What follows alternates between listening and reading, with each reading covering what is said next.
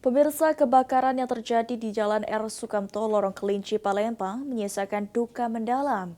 Dua korban meninggal dunia dalam peristiwa tersebut yang merupakan sepasang suami istri yang ternyata dikenal sebagai atlet Sumatera Selatan. Sang suami atlet softball aktif dan istrinya mantan atlet bulu tangkis.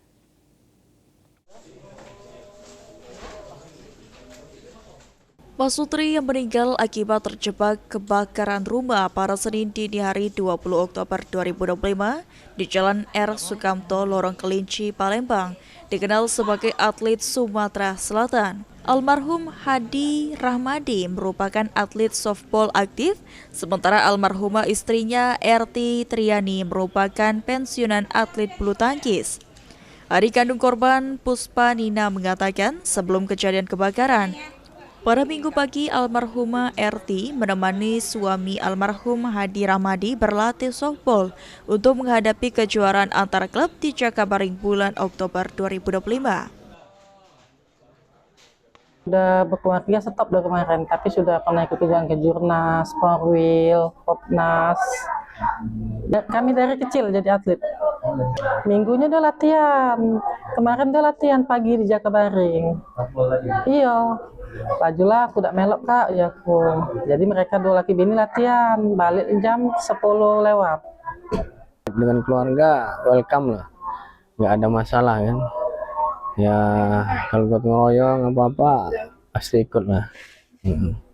Dia emang mereka berdua emang kerja selalu berdua gitu. Pelatih di Pusri, PRT itu semenjak merit berkeluarga punya anak, nah nggak lagi. Kalau nggak salah kami sebelumnya waktu malam Jumat kemarin sempat kumpul keluarga di rumah sini lah, baca Yasin bersama, makan-makan kan. Sementara itu, Camat Kemuning Amiruddin Sandi menyampaikan bela sungkawa kepada keluarga yang ditinggalkan almarhum dan almarhumah.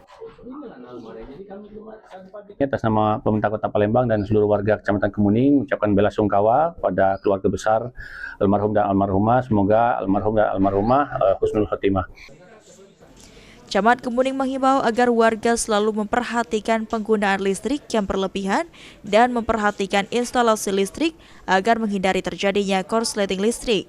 Muhammad Aidil, PAL TV.